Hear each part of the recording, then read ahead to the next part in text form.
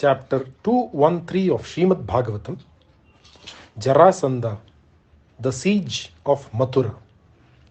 Om Namo Bhagavate Vasudevaya. Kamsa had two wives by name Asti and Prapti. They were the daughters of Jarasandha, the powerful ruler of Magadha. When their lord Kamsa was killed by Krishna, these two queens of the dead king went to Magadha and related to their father about the happenings at Mathura and about the killing of Kamsa by Krishna.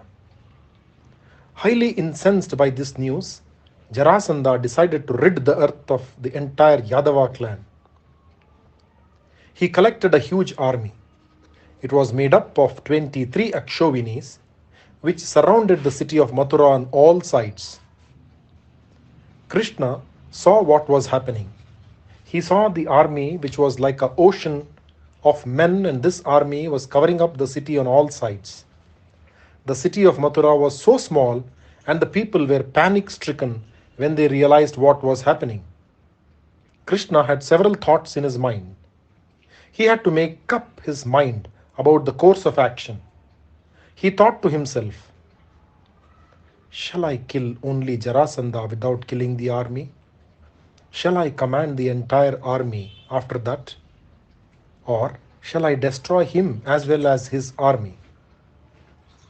He thought for a while and told himself, "I have come down to the earth, assuming the form of Krishna, solely for the purpose of lessening the burden of the earth. It is but meet that I destroy the army and not Jarasandha. He will then come again and again, and I will keep destroying his army, which is sure to be as immense as the present one every time he comes."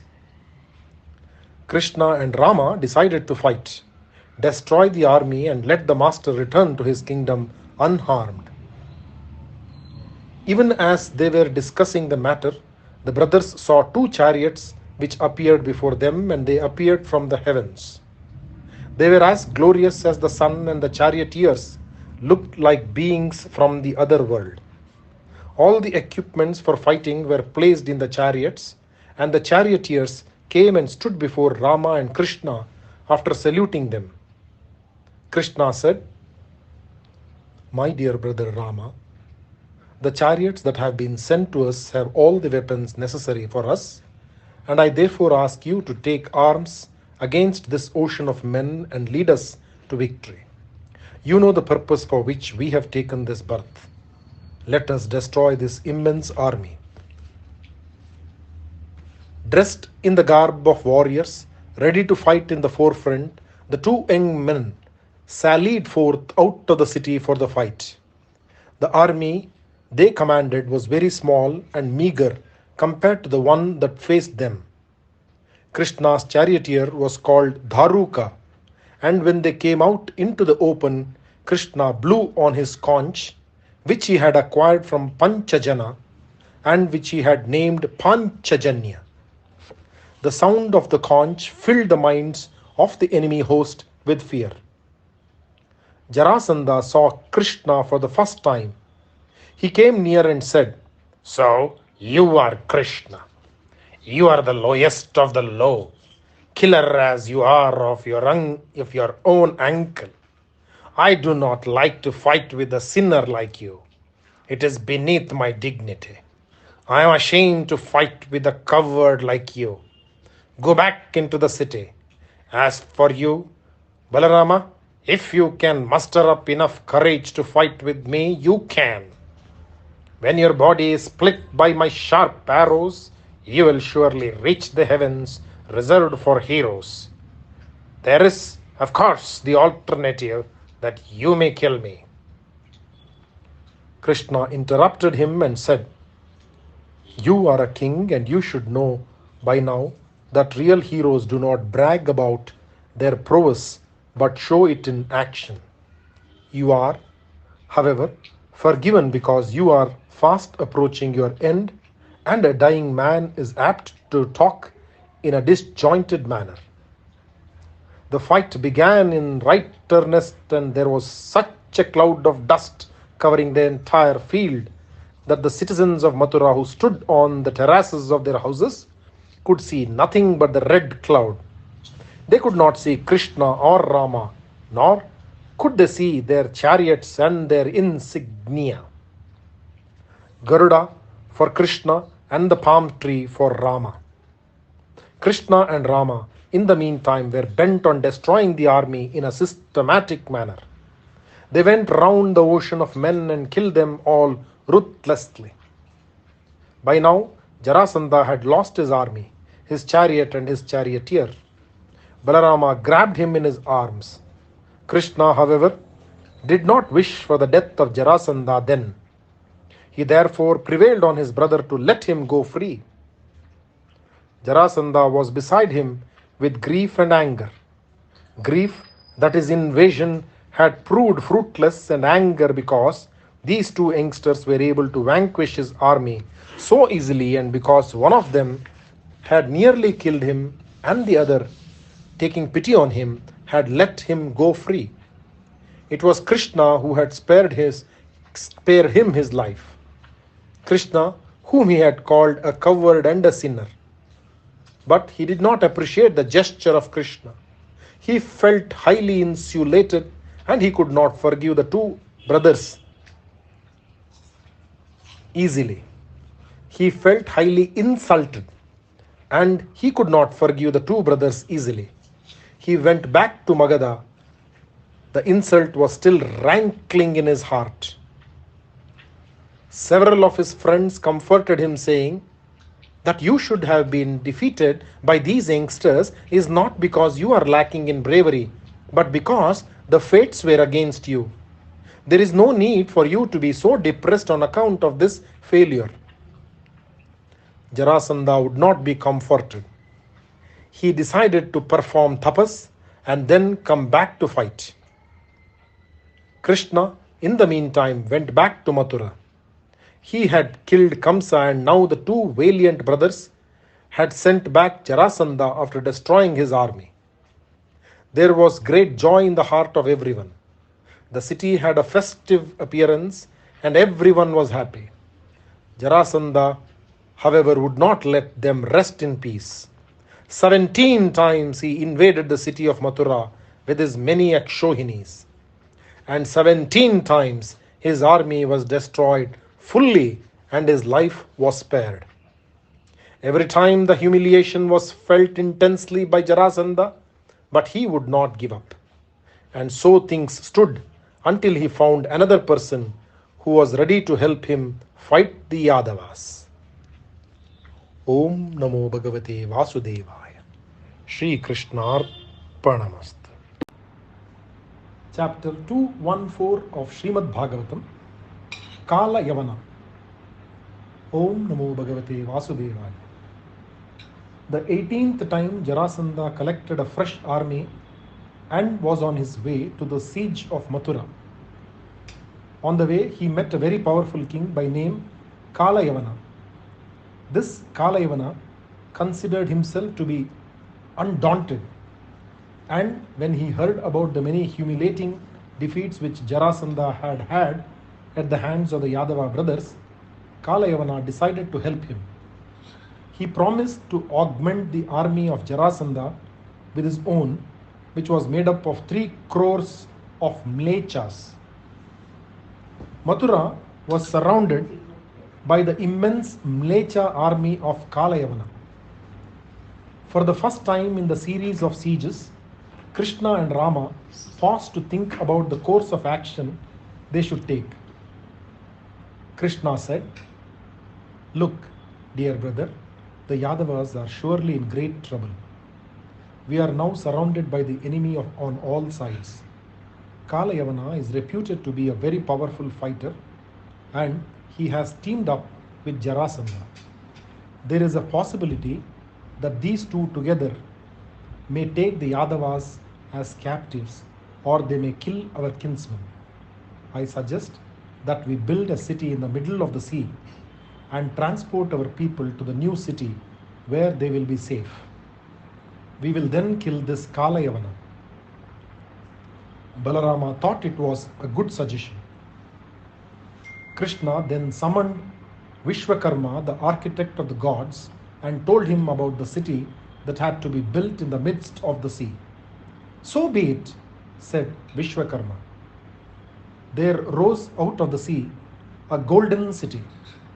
It was not easily accessible, and it was built in the pattern of the city of the gods, with golden spires decorating the houses which lined the wide and beautiful roads, with gardens and groves lending charm to it, with its terraces inlaid with emeralds and corals and moonstones. The rose-red city, with its golden turrets, rose up into the sky like the dream of a poet rising out of the mind's eye. The city called Dwaraka. Gifts were sent to the city by the Devas. Indra sent a hall, an assembly hall by name Sudharma. Varuna sent horses which could run as fast as the wind. Kubera sent immense wealth to fill up the coffers of the king. Each one of the gods remembered that Lord Narayana had given them their wealth and their power, and accordingly they sent all they could to enrich the city which had been built for Krishna. With the power of his yoga, Krishna took all his beloved subjects to the new city. Overnight, the city of Mathura became empty. Krishna then conferred with his brother about the next step which should be taken. The army of Kalayavana had surrounded the city, and since it was night, they were all resting. Early in the morning, everyone was awake, and instinctively they looked towards the gates of the city which they had to invade during the course of the day. The soldiers spotted a young man walking out of the gates of the city, and by the way he looked hither and thither before taking halting steps. They decided that he was someone who was trying to run away from there. At once they rushed to the presence of Kalayavana and said, "My lord, there is a young man at the gates of the city of Mathura. It looks as though he is trying to escape from the city. It is but meet that you should see him for yourself and tell us what we should do." Kalayavana stepped out of his tent and walked to the spot indicated by his men. He stood rooted to the spot for a while. So beautiful was the appearance of Krishna. Like the full moon just rising, he stood there, handsome like one descended from the heavens. His dark frame was enveloped in his favorite golden silk. On his chest could be seen the large mole Srivatsa, and on his neck he was wearing the jewel Kaustubha. His eyes, slightly red at the edges, looked like newly opened lotuses. There was a slight smile on his lips, and his ears were gleaming with the earrings shaped like fish.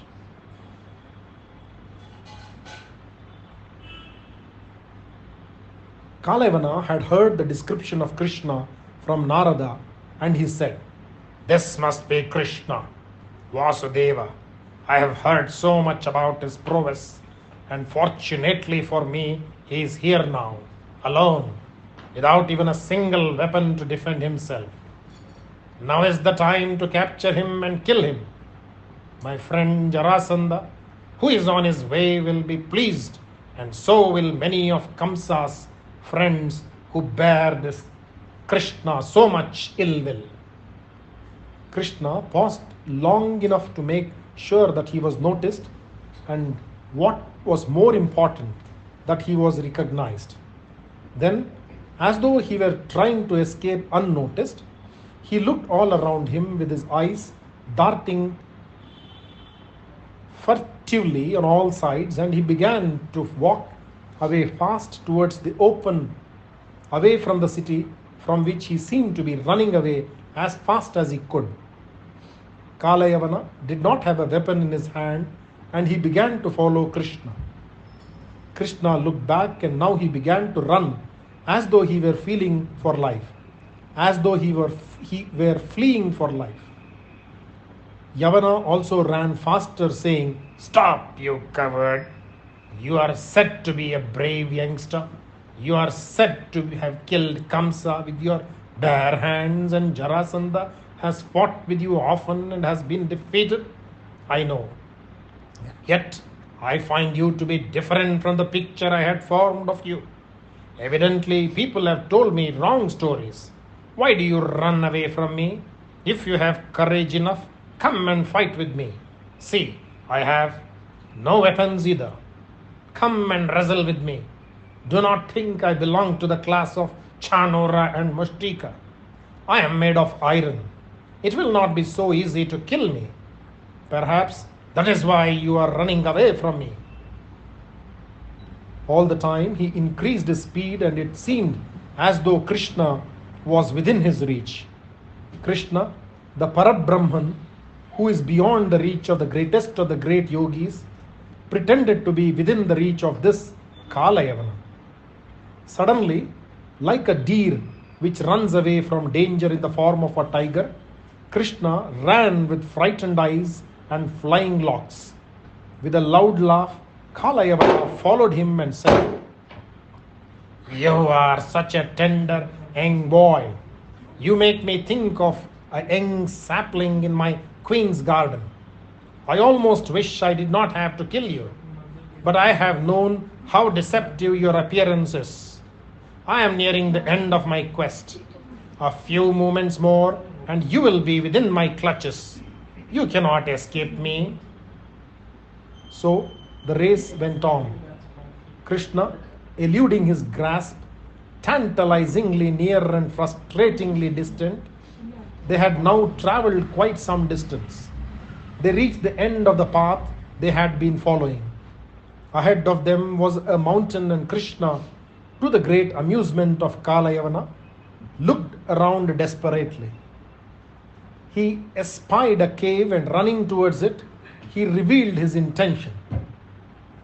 "So, this is your plan," said Yavana. "Do you think you can escape from me by hiding in that cave?" Krishna ran on and suddenly disappeared into the cave. A few moments later, Kalayavana entered the cave. For a moment he could see nothing. So dark was the inside of the cave, and he had just entered from the brightly lit outside. After a while, Yavana's eyes got used to the darkness, and he looked around for Krishna. He could not see him. He searched for a few moments, and a few feet away from him he saw a form. He was lying flat as though he were sleeping, and his face